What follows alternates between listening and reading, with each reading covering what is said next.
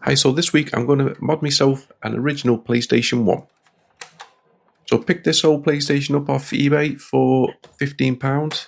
As you can see, it's a little bit rough, it's a little bit dirty. There's only specific models that can be modded, this and the other one that I'm highlighting on the screen, using the Pi Pico mod. So I did power it on, I've tested it, and it's all fully working. So this is a Pi Pico. I'll leave the link in the description for this. It costs £2.50. And I've also picked up these SD card connectors, so we'll be able to plug our SD card in. And we just need to install a little bit of firmware to get us going. So this is the initial setup, so just do what I'm doing on screen. You just need to download this UF file. So you download this, all links will be below. And then we'll get our Pi Pico and plug it into the computer. You just need to keep hold of the button, plug the USB cable into it, and then you'll hear it connect. Once it's connected, a folder will open on the screen. All you need to do is drag the UF file into that folder, and then it'll automatically eject, and that means it's worked. It doesn't show up on the computer anymore, so it's officially installed. Next up, we'll get the SD card. So first thing you need to do is format it to exFAT. And then you just need to drag across a couple of games. So you need to make sure you drag across the two files, the bin and the Q file. And if it's anything larger with different files in it, then you just drag across the whole folder. Now we'll get to opening it. So Phillips screws in the back. So 6 of them, we'll just take them all out. And then the front will peel off. This one doesn't have anything attached to the top. Some of the newer ones will do. Now this along the sides is the power supply.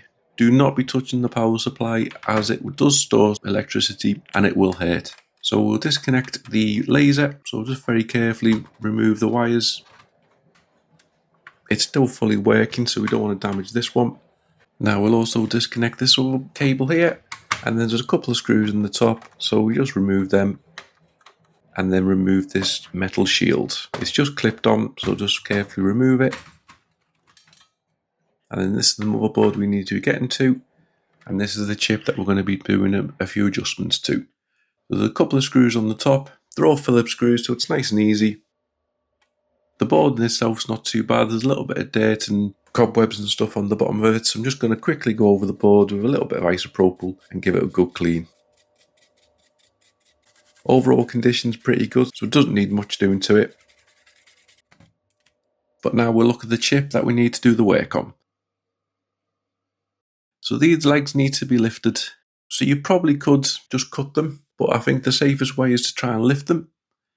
And this is the best way that I've currently found how to do it. So you need to be very careful. You need to make sure you're doing the right ones. You don't want to lift the wrong ones and damage it. So the best way I found is to use a large tip soldering iron and a very sharp knife. You hold the soldering iron onto the leg itself and then use the iron to slide underneath and lift up. I did pull a couple of traces, so there's no going back here. But just take your time. You don't want to be putting solder on it because you're going to start joining the legs together. But nice and slow, very carefully, lift them up. And then once you're done, give it a good clean. And as you can see, all the legs are being lifted and that's all good. Now this is the diagram that we need to follow. These are all the wires that we need to lay from the Pi Pico to the test points. I am using AWG30 wire, which seems to work fine. So we'll flip the board over. Now this is where I'm going to lay the Pi Pico. So what I'm going to do is I've got this very thick, very high strength double-sided tape. So because of the thickness, I don't need to put any capped on tape down to stop the shorts. I just make sure that there's enough double-sided tape to cover the whole of the bottom of the Pi Pico. So no metal touches metal, so nothing's going to short out. So we'll stick it on. It's there nice and solid. That's definitely not coming off anytime soon. And now I just simply follow the instructions and then I lay all my wires to all the test points. Try and keep them as short as possible. You don't want them being extra long, that could cause interference. As you can see here, there's a couple of parts where we've got loops. And in this bit here, we just need to remove this small cap. So again, the simplest way I found was use some tweezers and a large tip, and then to push it across, leave it attached to one side so it's still there if you ever want to unmod it. Now this is the SD card reader. So I stumbled across this template, which is the best way to wire it all up, as the one on the GitHub page isn't very clear. And then you just need to attach 6 wires to the SD card reader itself. I'm hoping I have no issues with these wires.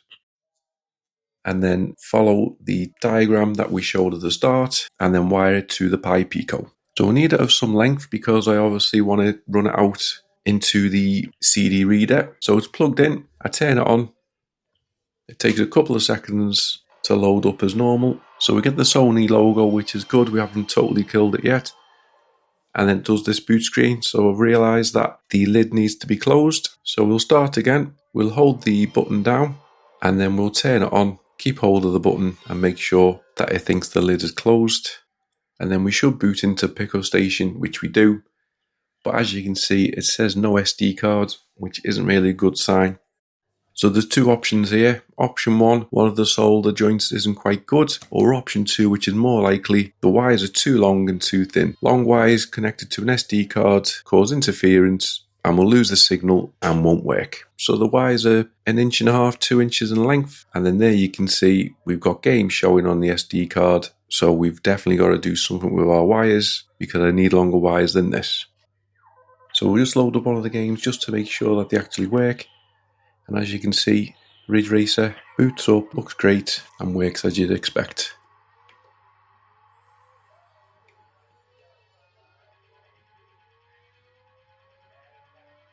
So I've got some slightly thicker wire, and I need this length because I need it to run from the Pi Pico up to the DVD drive where I want to mount the SD card. So I'm going to give it another test here. So we'll plug it back in. We'll turn it on. We have the SD card plugged in. We get the PlayStation logo, and then we get the games. So these thicker wires seem to be like they're going to do the job. So signal strength loses a lot through long wires going to an SD card. So you do need to get some kind of shielding or thicker wires to be able to eliminate the issue. So before we put the PlayStation back together, I'm going to take it all apart and give it a good clean. So remove the power board very, very carefully. And then remove the front connections and the metal housing, and we're left with just plastic bits. And now all of this can go into some warm soapy water so we can give it a good clean, a good scrub. I've got a magic sponge as well to get into all the nooks and crannies and hopefully restore it back to life.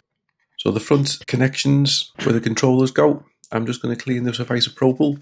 It is slightly off coloured. Retro brighting probably would have been an option, but I don't have the time. And I also don't have the sun, so I'm just going to go with isopropyl and a toothbrush. As you can see, the PlayStation itself's cleaned up really well.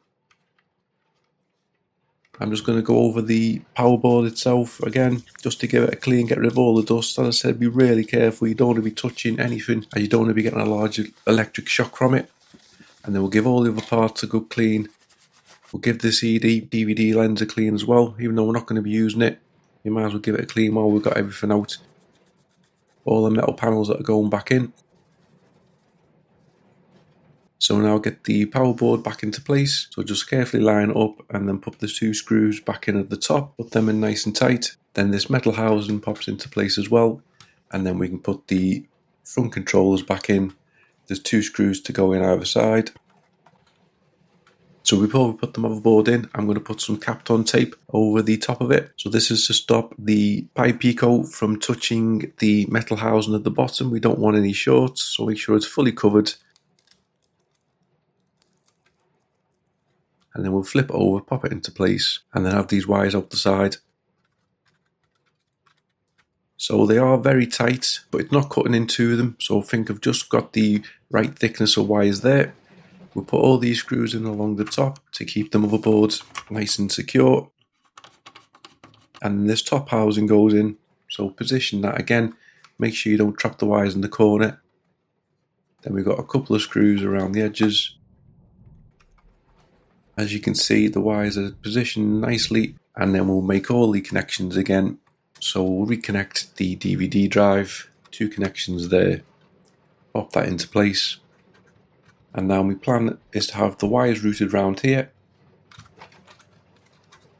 And then I'm going to cut a hole in the disk drive bay so we can have the SD card access. So I've not really got anything to grind out with, so I'm going to do what I don't like to do and get the soldering iron. It's probably one of the best options as it nicely melts the plastic to the correct size that we want. It's just not really good for your soldering iron.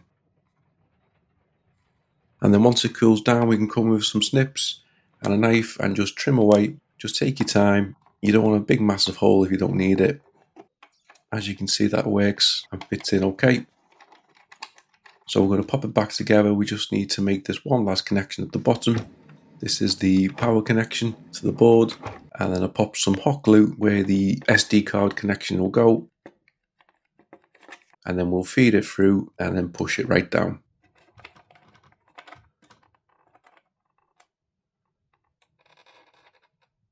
And then we just need to put the top housing on, make sure all the wires are routed correctly and they don't get trapped where the CD/DVD drive is. Obviously this is an option to remove if you want to, but because it's still working, I'm leaving mine in there.